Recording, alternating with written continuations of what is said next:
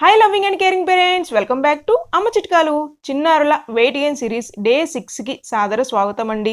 మీరు కూడా ఈ చిన్నారుల వెయిట్ గెయిన్ సిరీస్లో పాల్గొనాలి అంటే సబ్స్క్రైబ్ అవటం, పక్కన ఉన్న గంట సింబల్ని క్లిక్ చేసి ఆల్ అనే ఆప్షన్ని సెలెక్ట్ చేయడం వల్ల నేను వెయిట్ గెయిన్ సిరీస్లో రోజుకు ఒక వీడియో చొప్పున పోస్ట్ చేసుకుంటూ వస్తున్నాను అనమాట. అవేవి మీరు మిస్ అవ్వకుండా ఉంటారు.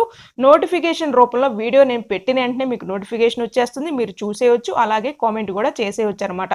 ఈరోజు వెయిట్ గెయిన్ రెసిపీ వచ్చేసరికి యమ్మీగా ఉండే రెసిపీ అనమాట. దోశ అండి, చాలా బాగుంటుంది. దోశ అంటే ఇలాంటి దోశ అనుకుంటున్నారేమో, ఇది కాస్త మోతాదు ఎక్కువనే చెప్పుకోవాలి, అంత టేస్టీగా ఉంటుంది. నాకు తెలిసినంత వరకు ట్రై చేసి ఉండకపోవచ్చని నేను అనుకుంటున్నాను. ఎందుకంటే ఇది నా ఓన్గా నేను ప్రిపేర్ చేసుకున్నాను అనమాట. ఎప్పుడైతే మా పాపకి నేను జొన్నలు పెట్టాలనుకున్నప్పుడు జొన్నను ట్రై చేశాను, బట్ తను ఏంటంటే అంత ఇష్టపడేది కాదనమాట. అప్పుడు నాకు వచ్చిన ఐడియా ఏంటంటే, ఓకే ఎలాగూ నేను దోశపిండిలో రైస్ వేస్తున్నాను కదా, ఈ జొన్నలు కూడా అన్నమే కదా, ఈ జొన్నలు వేద్దాము, ఏమవుతుంది ఏంటో చూద్దాం అని అలాగా నేను ఈ రెసిపీని స్టార్ట్ చేసుకుంటూ వచ్చానన్నమాట. మీరు కనుక అబ్జర్వ్ చేసినట్లయితే మన తాతల కాలంలో జొన్న అన్నం తినేవాళ్ళు. చక్కగా వాళ్ళు ఏంటంటే ఒక రోల్ లాంటిది ఉండేది, దంచుకునేవాళ్ళు, అక్కడికక్కడే వండేసుకుని తినేసేవాళ్ళు అనమాట. మార్నింగ్ తినేవాళ్ళు, అలాగే ఈవినింగ్ కూడా తినేవాళ్ళు. మధ్యలో పొలానికి వెళ్ళేటప్పుడు కూడా కాస్త ఒక ముద్ద వేసుకుని వెళ్ళేవాళ్ళు, మూటలా కట్టుకుని వెళ్ళిపోతూ ఉండేవాళ్ళు కదా. వాళ్ళు జొన్న అన్నం తిన్నారు, అలాగే వాళ్ళకి ఒంటికి సరిపడే ఎక్సర్సైజ్ కింద పొలంలో పనులు కూడా చేసేవాళ్ళు. మీరు అబ్జర్వ్ చేస్తే వాళ్ళ లైఫ్ స్పాన్ పెరిగింది, అలాగే హెల్త్ ఇష్యూస్ మనం ఇప్పుడు ఏవైతే ఫేస్ అవుతున్నామో వాళ్ళకి అలాంటివి ఏమీ లేవు. 30 years వచ్చేపాట్లకు మనకు ఇప్పుడు ఒక్కొక్కటి పెరుగు బీపీ అని చెప్పేసి, షుగర్ అని చెప్పి, థైరాయిడ్ అని చెప్పేసి ఏదో ఒకటి వస్తుంది కదా. కానీ వాళ్ళకి ఆ టైంలో ఏమన్నా ఉన్నాయా? ఎలాంటి హెల్త్ ఇష్యూస్ ఏమీ లేవు. దానికి రీజన్ ఏంటి అంటే వాళ్ళు తిన్న తిండి అలాంటిదే, అలాగే వాళ్ళ ఎక్సర్సైజ్లు కూడా అలాగే ఉంటాయి. బట్ మనం ఇప్పుడు తినే అన్నం ఏంటంటే ప్యూర్ వైట్ రైస్ తింటూ ఉన్నాం, ఇంకేముంటుంది అందులో? ఏమీ ఉండదు. దానివల్ల అలాగే ఎక్సర్సైజ్లు కూడా మనం తక్కువగా చేసుకుంటున్నాం కాబట్టి ఇలాంటి హెల్త్ ఇష్యూస్ అయితే ప్రెసెంట్ డేస్లో మనం ఫేస్ అవుతున్నాం. ఇవే హెల్త్ ఇష్యూస్ మన చిన్నారులు ఫేస్ అవ్వకుండా ఉండాలి అనేది నా మెయిన్ ఇంటెన్షన్. అలాగే వెయిట్ గెయిన్ కూడా అవ్వాలి అనేది నా మెయిన్ ఈ అమ్మ చిట్కాలు ఛానల్ ఒక మెయిన్ ఉద్దేశం అనమాట. అందుకనే నాకు అప్పుడు వచ్చిన ఐడియా ఏంటంటే, మా పాప జొన్నన్నం తినేది కాదు, ఈవెన్ నేనే తినలేను, ఇంకా మా పాప ఎలా తింటుంది, తను ఇంకా నేను ఫోర్స్ చేసేదాన్ని కాదు. ఎలాగైనా సరే తనకి జొన్నలు పెట్టాలి అనిపించి అప్పుడు నాకు వచ్చిన ఐడియా ఏంటి అంటే, ఈ దోశల పిండిలో జొన్నలు కలిపేసుకోవచ్చు కదా, బాగానే ఉంటుంది కదా అనే ఉద్దేశంతో అలా నేను జొన్నలు యాడ్ చేసామన్నమాట. అలాగే ఇందులో ఇంకొకటి మెయిన్ ఇంగ్రీడియంట్ నేను ఉపయోగించింది వచ్చేసరికి లిటిల్ మిల్లెట్స్ అండి, సామలు అంటారు చూసారా, అవి ఉపయోగించానమాట. మీ చిన్నారులకి వారానికి ఒక్కసారైనా సరే మీరు సామలు అన్నం పెట్టండి, ఏమీ ఉండదు. ఇవి చిన్న చిన్న గింజల్లాగా ఉంటాయి అనమాట, చాలా చిన్నగా ఉంటాయి. అందుకనే వీటి పేరు కూడా మీరు చూసినట్లయితే లిటిల్ మిల్లెట్స్ అని పిలుస్తూ ఉంటారు. చాలా చిన్నగా ఉంటాయి. ఇది వండటం ఎలాగా అనుకుంటున్నారా? జనరల్గా మనం రైస్ని ఏ విధంగా అయితే వండుతున్నామో అదే విధంగా ఈ సామలను కూడా మనం వండొచ్చు అనమాట. ఒకరోజు నైట్ మొత్తం మనం సోక్ చేయాలి. మన చిన్నారులకి అయితే సోక్ చేసేసి తెల్లారే మనం మామూలుగా వాష్ చేసుకుంటాం కదా, రైస్ని ఎలాగైతే వాష్ చేసుకుంటామో అలా వాష్ చేసేసి మీరు రైస్ని లాగానే వండేసేయచ్చు అనమాట. దీని ఒక టేస్ట్ కూడా ఎలా ఉంటుంది అంటే సప్పగా ఉంటుంది, ఏమీ టేస్ట్ తెలియదు. చెప్పాలి అంటే ఉప్మా లాగా అనిపిస్తుందండి. సేమ్ మనం ఉప్మా ఎలాగైతే తింటున్నామో అదే విధంగా ఉంటుంది. చిన్నారులు కూడా మనం ఎలాగూ అన్నం మెతిపేసే పెడతాం కదా, ఇది కూడా ఎలా ఉంటుందంటే మెత్తగా ఉంటుంది అనమాట. మీరు అందులో ఏమైనా కర్రీస్ యాడ్ చేయాలంటే యాడ్ చేయొచ్చు, పప్పు ఇలాంటివి కూడా యాడ్ చేసుకోవచ్చు అనమాట. మనం ఉగ్గు పెడతాం కదా, అదే విధంగా అంటే ఫార్మాట్ వచ్చేసరికి పట్టుకుంటే మెత్తగానే ఉంటుంది అనమాట. ఇది కూడా అంతేగా ఉంటుంది. మీ చిన్నారులు కూడా తింటారు 100%, ఎందుకంటే పెద్ద టేస్ట్ డిఫరెన్స్ కూడా ఉండదు.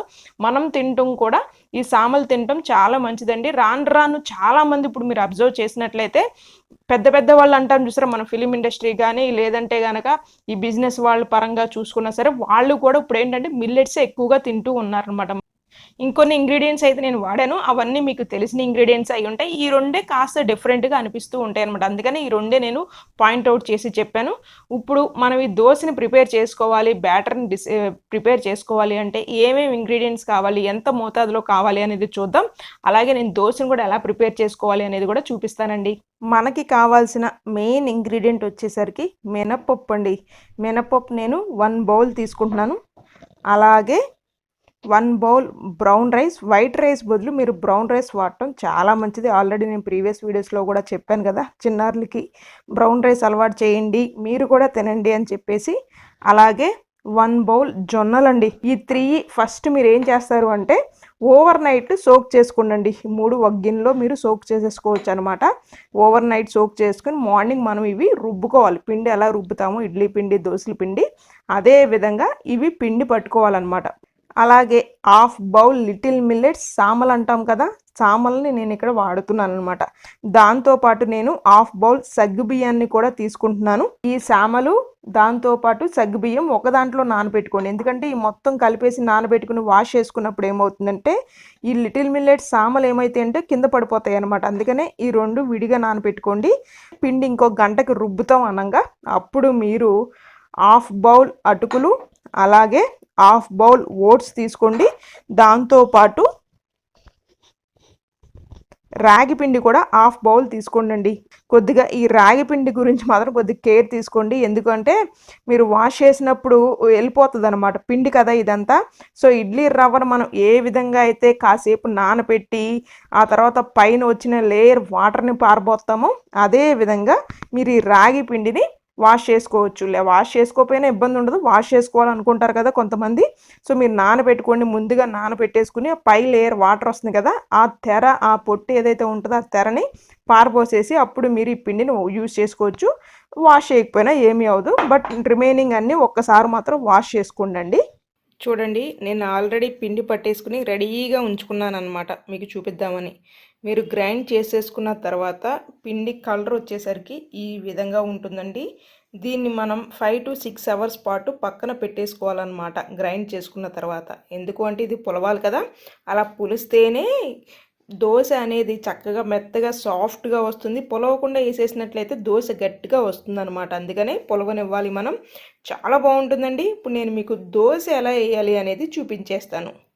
దోశ పిండిలో సరిపడినంత ఉప్పు వేసుకుని మనం జనరల్గా దోశని ఎలాగైతే వేస్తామో అదే విధంగా వేసేస్తామండి.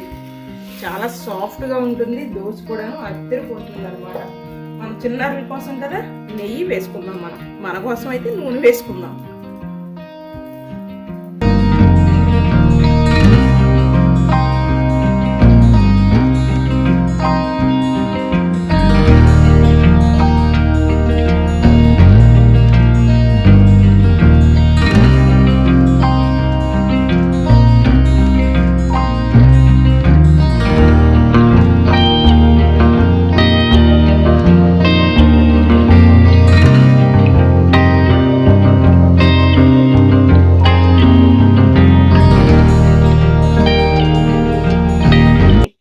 చూసారు కదా, బాగుంది కదా. మీ చిన్నారులకి ఖచ్చితంగా చేసి పెట్టండి. ఈవెన్ మీరు కూడా తినండి, అంత బాగుంటుందన్నమాట. నార్మల్ దోశ కన్నా ఇది మీకు టేస్ట్ కూడా డిఫరెంట్గా అనిపిస్తుంది అనమాట.